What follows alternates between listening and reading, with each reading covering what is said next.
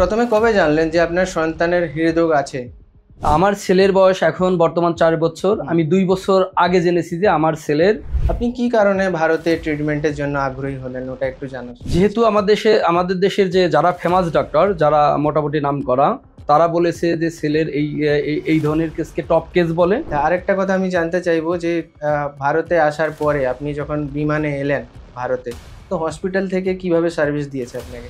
আমাকে রিসিভ করে আমাকে হোটেলে নিয়ে এসে আমাকে নামিয়ে দিয়েছে। এলিউকেয়ার ট্যুরিজমের টিম আপনাকে হোটেল এবং আপনার যে সমস্ত জরুরি জিনিস লাগে দৈনন্দিন জীবনে, ওগুলো কি আপনাকে হেল্প করেছে? হ্যাঁ, অবশ্যই আমি এজন্য তোমাদের সংস্থাকে ধন্যবাদ, থ্যাঙ্কস জানাচ্ছি যে তোমরা আমাকে সুন্দর একটা হোটেলে এনে দিয়েছো। আচ্ছা, হসপিটালে আপনাদের কিরকম থাকলো, মানে হসপিটালের স্টাফেরা আপনার সাথে ব্যবহার কেমন করেছে এবং ছেলের যত্নের কোনো ত্রুটি রেখেছে নাকি? না, হসপিটাল খুব কড়াকড়ি নিয়ম, এটা আমি পছন্দ করেছি। আচ্ছা, বাংলাদেশে আদার যে ভাইরা আছে যাদের এরকম প্রবলেম আছে, তো ওনাদের নিয়ে আপনার কি পরামর্শ থাকবে ভারতে আসার এবং কোথায় আসার? তো আমার এক্সপিরিয়েন্স থেকে বলবো, যদি এই ধরনের কেউ সমস্যায় থাকেন বা এই ধরনের কোনো পেশেন্ট থাকে, সেক্ষেত্রে আপনাদের টিম আপনাদের এই সংস্থার সাথে যোগাযোগ করতে পারে। নমস্কার, আমি সুরজ, ভারতে এলিউকেয়ার ট্যুরিজমের পডকাস্টে আপনাদের সবাইকে স্বাগত। তো বাংলাদেশ থেকে আমাদের একজন পেশেন্টের বাবা এসছেন, যিনি ওনার ছেলের ট্রিটমেন্টের জন্য। তো চলুন প্রথমে ওনার কাছ থেকে ওনার পরিচয় জেনে নিই। নমস্কার দাদা, স্বাগত আপনাদের ভারতে। তো আপনার পরিচয় একবার দেন আমাকে। নমস্কার, আমি মিলন হোসেন। আমি বাংলাদেশ ঢাকা থেকে বর্তমান দিল্লিতে এসেছি আমার ছেলের ট্রিটমেন্টের জন্য। আমি বর্তমান দিল্লিতে আছি। প্রথমে কবে জানলেন যে আপনার সন্তানের হৃদরোগ আছে? আমার ছেলের বয়স এখন বর্তমান 4 বছর। আমি 2 বছর আগে জেনেছি যে আমার ছেলের হার্টে ছিদ্রসহ আরো প্রবলেম আছে। আচ্ছা, বাংলাদেশে আপনি ডক্টর দেখিয়েছেন, তো বাংলাদেশের ডক্টর আপনাকে কি পরামর্শ দিয়েছে? বাংলাদেশের ডক্টর আমি অনেক ডক্টর দেখিয়েছি, তারা বলেছে যে আমার ছেলেটা টপ কেস। হ্যাঁ, এটা হার্টে ছিদ্রসহ প্রবলেম আছে, এটা ক্রিটিক্যাল সার্জারি। তো ক্রিটিক্যাল সার্জারির জন্য আমি নার্ভাস ছিলাম, এই জন্য আমি দিল্লিতে এসেছি। আপনি কি কারণে ভারতে ট্রিটমেন্টের জন্য আগ্রহী হলেন, ওটা একটু জানান। যেহেতু আমাদের দেশের যে যারা ফেমাস ডাক্তার, যারা মোটামুটি নাম করা, তারা বলেছে যে ছেলের এই ধরনের কেসকে টপ কেস বলে, কেসটা একটু ক্রিটিক্যাল, এটা সার্জারি মাস্ট। তো আমি বাংলাদেশ থেকে দিল্লিতে এসেছি যে তাদের কাছে আমি ভরসা পাচ্ছিলাম না, আস্থার জায়গা পাচ্ছিলাম না, সেই কারণেই আমি দিল্লিতে আমার ছেলের ট্রিটমেন্টের জন্য এসেছি। আচ্ছা, আপনার কাছ থেকে আমি প্রথমে শুনেছিলাম যে আপনি হায়দ্রাবাদ, কলকাতা, চেন্নাই এই সমস্ত জায়গায় যেতে চাইছিলেন। তো কি কারণে আপনি ওই সমস্ত জায়গায় যেতে চাইছিলেন এবং কেন আপনি দিল্লি চুজ করলেন লাস্ট? আসলেও বিষয়টা হচ্ছে কি, আমাদের বাংলাদেশের জনগণ টোটাল তারা হচ্ছে যে ওই এরিয়াতে বেশি ম্যাক্সিমাম যায়। হ্যাঁ, তারা না বুঝে। আমিও ওইভাবে এই জন্যই ডিসিশন নিয়েছিলাম যে আমি হায়দ্রাবাদ বা কলকাতা বা হচ্ছে যে ব্যাঙ্গালোর এইসব জায়গায় ট্রিটমেন্ট নেব। পরবর্তী যখন আপনাদের এই সংস্থার খোঁজ জানলাম, আপনাদের সাথে কথা বললাম, কথা বলে ভালো লাগার কারণে আমি আপনাদের কাছে এসেছি আমার ছেলে ট্রিটমেন্ট নেওয়ার। আচ্ছা, আরেকটা কথা জানার আমার খুব ইচ্ছে আছে কি, আপনি সাউথে অনেক হসপিটালে আপনি নিশ্চয়ই জেনেছেন আপনার ছেলের ট্রিটমেন্টের জন্য ওখানে কস্ট কেমন, দিল্লিতে কস্ট কেমন, তো ওটা কিভাবে?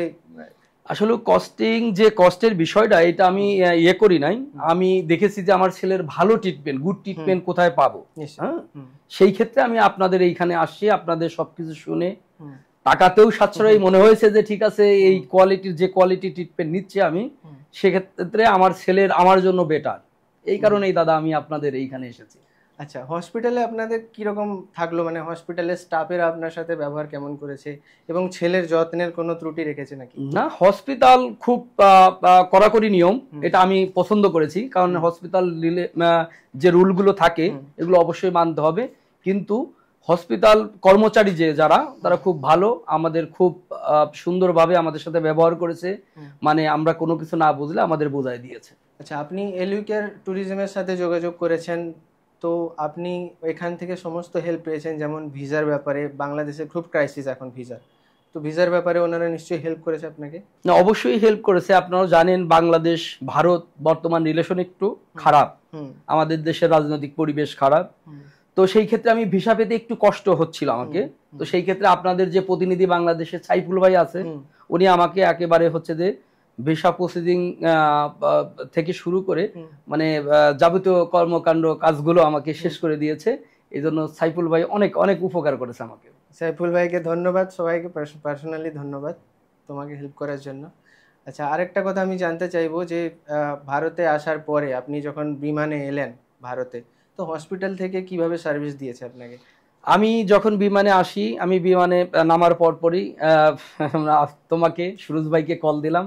তুমি তার আগেই ওইখানে উপস্থিত ছিলে, আমাকে রিসিভ করছো, রিসিভ করে আমাকে হোটেলে নিয়ে এসে আমাকে নামিয়ে দিয়েছে। এলিউকেয়ার ট্যুরিজমের টিম আপনাকে হোটেল এবং আপনার যে সমস্ত জরুরি জিনিস লাগে দৈনন্দিন জীবনে, ওগুলো কি আপনাকে হেল্প করেছে? হ্যাঁ, অবশ্যই অবশ্যই। আমি এজন্য তোমাদের সংস্থাকে ধন্যবাদ, থ্যাঙ্কস জানাচ্ছি যে তোমরা আমাকে সুন্দর একটা হোটেলে এনে দিয়েছো।